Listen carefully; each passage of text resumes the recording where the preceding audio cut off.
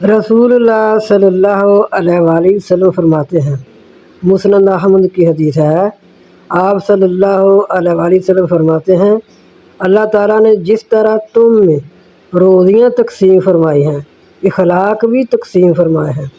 اللہ تعالیٰ دنیا تو اسے بھی دیتا ہے جس سے خوش ہو، اور اسے بھی جس سے غضبناک ہو، لیکن دین صرف انہی کو دیتا ہے جن سے اسے محبت ہو۔ پس جسے دین مل جائے یقیناً اللہ تعالیٰ اس سے محبت رکھتا ہے۔ اس کی قسم جس کے ہاتھ میں میری جان ہے، بندہ مسلمان نہیں ہوتا جب کہ اس کا دل اور اس کی زبان مسلمان نہ ہو جائے، اور بندہ ایماندار نہیں ہوتا جب تک کہ اس کے پڑوسی اس کی اعداؤں سے بے فکر نہ ہو جائے۔ لوگوں نے پوچھا، حضور اعدائیں کیا ہیں؟ فرمایا، دھوکہ اور ظلم۔